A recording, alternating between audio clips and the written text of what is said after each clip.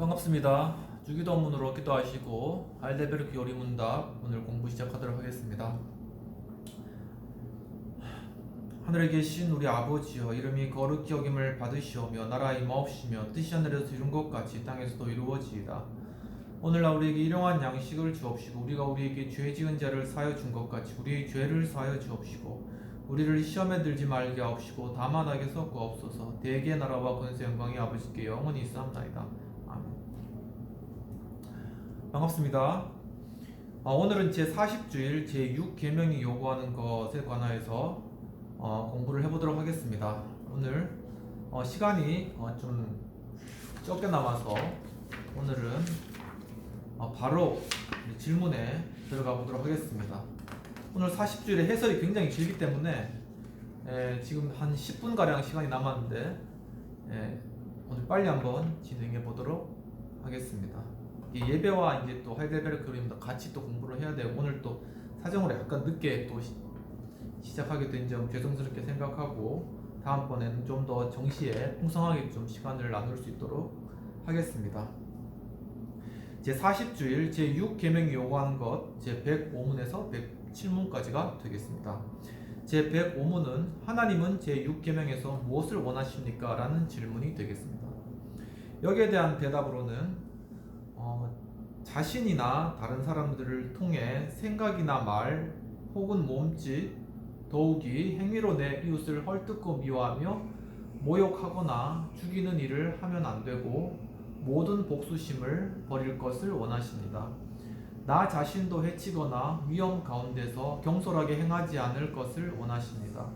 그러므로 정부도 죽이는 행위를 막기 위해 칼을 가지는 것입니다. 라는 것이 대답이 되겠습니다. 제6계명이 뭐였죠? 시간이 없더라도 6계명이 뭔지는 보고 가야죠. 제6계명은 살인하지 말지니라. 굉장히 중요한 그런 주제이네요. 에베소서 4장 26절이 근거되는 구절이 되겠습니다. 분을 내어도 죄를 짓지 말며 해가 지도록 분을 품지 말고 분을 품지 말아라는 이야기 되겠습니다. 창세기 9장 6절 다른 사람의 피를 흘리면 그 사람의 피도 흘릴 것이니 이는 하나님이 자기 형상대로 자기를 지으셨음이니라. 골로새서 2장 23절 이런 것들은 자의적 숭배와 겸손과 몸을 괴롭게 하는 데는 지혜 있는 모양이나 오직 육체 따르는 것을 금하는 데는 조금도 유익이 없느니라.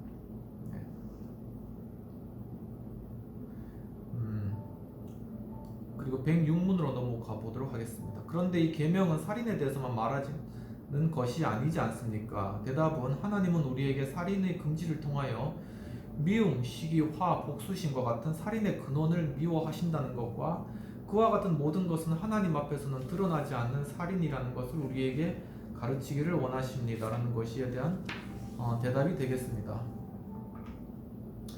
로마서 1장 29절 곧 모든 불의, 추악, 탐욕, 악의가 가득한 자요 시기, 살인, 분쟁, 사기, 악독이 가득한 자요 수군수군하는 자요. 인간이 그러한 죄된 그러한 모습에 대해서 다루고 있는 것이죠. 야고보서 1장 20절 사람이 성내는 것이 하나님의 의를 이루지 못합니다. 이 성내는 것에부터 어떤 그런 폭력이 시작된다는 것입니다.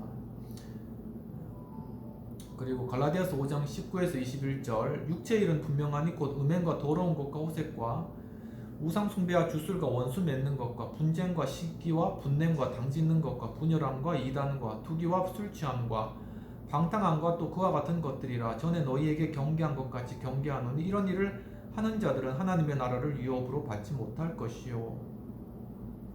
107문 이웃을 살인하지 않는 것으로 충분합니까? 대답은 그렇지 않습니다. 왜냐하면 하나님은 미움, 시기, 분노를 정죄하는 한편 우리가 우리의 이웃을 자신을 사랑하듯 사랑하기를 원하시기 때문입니다. 즉 이웃을 향하여 인내, 평화, 온유, 자비 그리고 친절을 보이며 될 수 있는 한 해를 끼치지 말고 우리의 원수에게까지도 선을 행하시기를 원하십니다. 라고 대답을 하고 있습니다. 마태복음 5장 7절 긍휼히 여기는 자는 복이 있나니 그들이 긍휼히 여김을 받을 것이며 에베소서 4장 2절 모든 겸손과 온유로 하고 오래 참음으로 사랑 가운데서 서로 용납하고 로마서 12장 10절 형제를 사랑하여 서로 우애하고 존경하기를 서로 먼저 하며 우리는 미워하는 것을 떠나서 서로 사랑하고 존경하는 것까지 우리의 마음이 나아가야 된다는 그런 의미가 되겠습니다. 해설을 읽도록 하겠습니다. 하이델베르크 요리문답서 105문과 107문 사이에 제6계명을 다루고 있습니다. 생명이란 하나님의 선물입니다. 그것은 우리 스스로가 만들어 가진 것이 아니라 창조의 손에 의하여 우리에게 주어진 것입니다. 그리고 생명이란 위대하고 아름다우며 좋은 것입니다. 그러므로 인간들은 생명을 보존하기 위하여 모든 일을 행하게 되는데, 즉 먹는 일과 의복과 주택을 취하며 휴양을 하며 만일 병에 걸리면 전 재산을 지불해서라도 질병을 고쳐 생명을 보존하려고 애쓰게 됩니다. 이처럼 인간의 생명이 귀중하게 취급되며 여겨지는 그 가치는 어디에 있는 것인가요? 만일 우리가 어린이들에게 물어보면 그들이 소원하고 동경하는 것들에서 느껴볼 수도 있습니다. 즉 먹고 마시고 놀며 목욕하고 운동하며 자전거를 타거나 소풍 가거나 노래 부르거나 축하 잔치를 하는 것 등 무엇인가를 만들고 일하며 행하는 것들에서 인간 생명의 가치가 엿보인다고 하겠습니다. 그러나 인간 생명의 고귀함은 하나님과의 관계 속에 있을 때 더욱 빛나고 가치가 있게 되는데, 그것은 하나님을 찬양하고 그를 노래하고 있다고 하겠습니다. 그리고 우리가 하나님과 관계를 맺는다는 것은 삶의 목표를 발견한 것이며, 하나님과 관계를 갖지 못한 자는 그의 삶의 목표를 잃어버린 자이며 헛되이 사는 자라고 할 것입니다. 하나님이 우리에게 생명을 주어 즉 출생과 죽음 사이에서 이 땅에 살게 하신 시간은 우리 개개인에게 결정적인 시간인 것입니다. 여기 결정적인 것이란 하나님과 관계를 가짐으로 구원의 은혜를 입을 것인가 아니면 저주의 심판을 받을 것인가에 대한 것을 뜻하는 일입니다. 왜냐하면 하나님이 생명의 주인이시며 그가 그것을 우리에게 주신 것은 그 생명은 하나님을 찬양하고 노래하며 그의 뜻을 따르며 그를 섬기는 속에서 생명의 가치와 고귀함과 기쁨을 느끼도록 우리에게 주셨기 때문입니다. 그러므로 하나님은 그 생명이 보호되기를 원하시는 것입니다. 우리 하나님이 만드신 것을 하나님께서는 보존하기 원하십니다. 그래서 우리는 이러한 생명을 우리 자신의 것도 우리 이웃의 것도 훼손시키거나 침해할 수 없는 것입니다. 그 때문에 하나님은 우리에게 살인하지 말라고 명령하신 것입니다. 이 계명은 누구나 지키고 보존할 수 있도록 간략하게 표현되었습니다. 이 살인하지 말라는 간략한 말씀의 중심은 어떤 사람도 죽여서는 안 된다는 말씀입니다. 물론 생명체란 인간만의 것은 아닙니다. 동물과 식물을 생각할 수 있습니다. 동물과 식물은 마음대로 죽여도 된다고 생각할 수 있는 것은 아닙니다. 다만 여기에는 인간이 먹이로 사용할 수 있는 모든 것들은 죽임을 당할 수 있고, 그리고 인간을 해치는 것들도 포함됩니다. 그러나 문제는 인간이 인간을 죽이는 살인에 있습니다. 성경에는 인류 최초의 살인이라고 말할 수 있는 가인이 형제 아벨을 살해한 일을 소개하고 있는데, 이 이야기에서 우리는 하나님이 살인을 얼마나 무거운 것으로 취급하고 있는가를 엿볼 수 있습니다. 하나님께서 내 이웃의 내 아우의 핏소리가 땅에서 하늘에 호소하여 내게 들린다. 내가 땅에서 저주를 받은 것이며 유리하는 자가 되리라고 살인을 엄히 벌하시는 것을 봅니다. 역시 하나님은 인간의 피를 흘리는 자는 그 피를 자기도 흘리게 될 것을 창세기 9장 6절에서 언급하였습니다. 여기서 하이델베르크 요리 문답서는 인간의 마음에서부터 시작되는 살인의 근원이라고 말할 수 있는 미움, 시기, 화, 복수심 등에 대해서도 중요하게 교훈하고 있습니다. 우리는 다시 한번 가인의 살인과 나봇의 포도원 이야기에서 아합과 이세벨의 살인 동기를 살펴봅시다. 가인의 살인 동기는 무엇인가요? 그것은 가인의 시기심과 질투에 있었다고 할 것입니다. 가인은 그의 제사가 하나님께 연락되지 않았고 그의 동생 아벨의 것만 받으심에 대해 시기하게 된 것입니다. 그리고 가인의 마음속에 격분이 일어난 것입니다. 그리고 그의 태도는 변하게 됩니다. 안색이 변화. 이때 하나님은 가인의 이러한 태도를 바로잡기 위해 그에게 경종을 줍니다. 너는 죄를 다스릴지니라. 그러나 가인은 하나님의 경종을 올바르게 깨닫지 못하고 그 동생 아벨과 대화하게 됩니다. 성경은 어떤 대화를 나누었는지를 자세히 설명하지 않습니다. 그러나 짐작하기로는 진노하는 것과 미움이 가득한 말로 그를 위협했고 미워했을 것입니다. 결과적으로 가인은 아벨을 살해하게 됩니다. 아합과 이세벨의 경우에 나봇을 죽이게 되는 동기는 역시 탐욕에 있습니다. 아름다운 포도원을 빼앗으려는 탐욕이 동기가 된 것입니다. 그리고 세례 요한을 죽이는 동기도 헤로드의 아내의 복수심에서 기인된 것입니다. 하이델베르크 요리문답서 제105에서 106문에서 미워하고 시기하고 진노하며 복수심을 갖는 그 모든 것이 살인의 뿌리가 됨을 지적하였습니다. 예수님도 역시 그의 산상설교에서 형제를 미워하는 자는 이미 살인하였다고 교훈합니다. 특히 하이델베르크 신학 문답서가 밝히고 있는 복수에 대한 것도 예수님의 교훈에 따르면 이웃과의 관계에서 불의를 행하는 것보다 오히려 불의에서 고통을 당하는 권리와 자유를 우리에게 가르쳐주고 있습니다. 로마서 12장 17에서 20절에서는 악을 악으로 갚지 말고 선한 일을 도모하라 하며 오히려 내 사랑하는 자들아 너희가 친히 원수를 갚지 말라. 원수 갚는 것이 내게 있으니 내가 갚으리라 하신 말씀과 할 수 있거든 모든 사람으로 더불어 평화하라 하신 말씀을 우리는 마음에 새겨둬야 할 주님의 말씀입니다.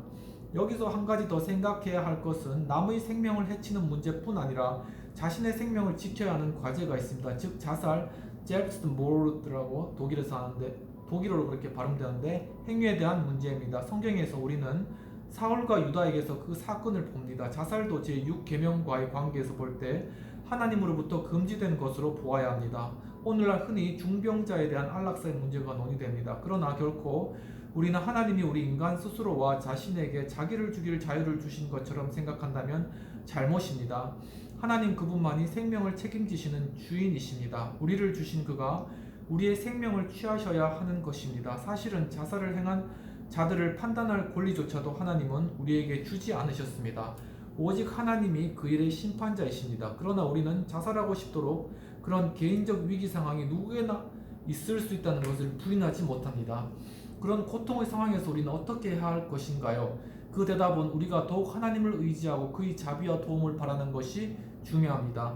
그럼에도 불구하고 자살을 통하여 아마도 고난의 상태를 면할 수도 있을 것입니다. 그러나 우리는 그가 약속한 마지막 날에 심판대에 서야 할 것입니다. 물론 심판주가 은혜로운 분임을 알고 있습니다. 그렇지만 하나님에게서 은혜를 발견하는 통찰은 내 생명을 죽이는 가장 의식적인 최후의 행위가 곧 제6계명을 범하는 죄인인 것이 분명하기 때문에 이 계명을 이식하는 것보다 더 큰 도움을 찾을 수는 없을 것입니다. 하이델베르크 요리문답서는 자살의 문제를 취급하지 않았습니다. 그러나 그 전 단계의 행위라고 말할 수 있는 나 자신을 해치거나 위험 가운데 경솔하게 행하지 않기를 제105문의 답 가운데 원한다고 교훈하고 있습니다.